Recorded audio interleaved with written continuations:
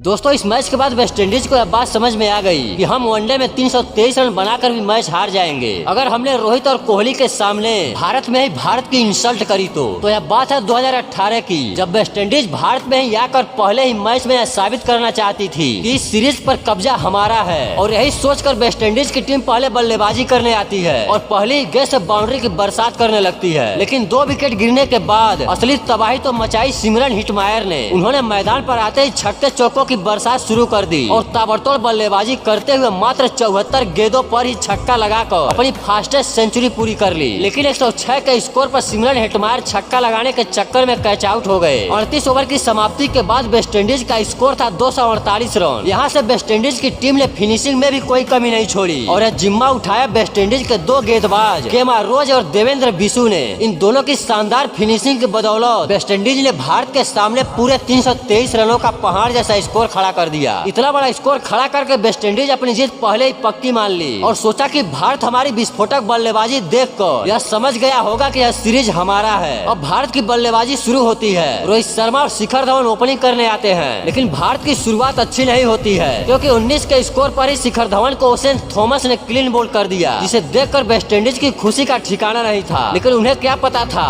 कि उनकी यह खुशी इस मैच की लास्ट खुशी बन जाएगी, क्योंकि अब मैदान पर आती है रोको की जोड़ी, जहां दोनों ही बल्लेबाज वेस्टइंडीज की नियत को पहले ही जान जाते हैं कि वेस्टइंडीज हमें यह सीरीज याद रखवाना चाहती है। फिर रोको की जोड़ी ने ऐसा कॉम्बिनेशन बनाया जो बहुत दिनों के बाद देखने को मिला, क्योंकि विराट कोहली आते ही रन रेट सही करने के लिए चौकों छक्कों की बरसात कर देते हैं, लेकिन रोहित शर्मा विकेट रोकने के लिए बहुत ही संभली हुई बल्लेबाजी करते हैं। और अब विराट कोहली शानदार बल्लेबाजी करते हुए मात्र 37 गेंदों पर ही अपनी हाफ सेंचुरी पूरी कर लेते हैं। लेकिन उसके बाद भी विराट कोहली रुकने का नाम नहीं ले रहे थे। विराट तो अपना काम बखूबी कर रहे थे और अब बारी थी रोहित शर्मा की, जो कि वो भी अपना हाथ खोलना शुरू कर देते हैं। फिर देखते ही देखते हिटमैन 51 गेंदों पर अपनी 50 पूरी कर लेते हैं। उसके बाद 50 पूरी करने के बाद अब दोनों ही बल्लेबाज और भी विस्फोटक अंदाज में बल्लेबाजी करने लगते हैं। विराट कोहली मात्र 88 गेंदों पर ही चौका लगाकर अपनी सेंचुरी कंप्लीट कर लेते हैं और दूसरी तरफ रोहित शर्मा तो अब चौके कम और छक्के ज्यादा लगा रहे थे और इसी तरह विस्फोटक अंदाज में बल्लेबाजी करते हुए वो भी मात्र 88 गेंदों पर ही चौका लगाकर अपनी सेंचुरी कंप्लीट कर लेते हैं। वेस्टइंडीज के लिए शिखर धवन का वह विकेट लेना ही उनके लिए आखिरी खुशी बन गई, क्योंकि रोहित शर्मा और विराट कोहली 2 ही बल्लेबाजों ने मिलकर 246 रनों की बड़ी पार्टनरशिप करते हुए 47 गेंद शेष रहते यह मैच जीत कर वेस्टइंडीज को बता दिए कि तुम 322 रन बनाकर भी जीत मानोगे तो हम 400 भी बना देंगे और यह सीरीज तुम्हारा नहीं बल्कि हमारा है। सच में रोको के लिए 1 लाइक तो बनता है।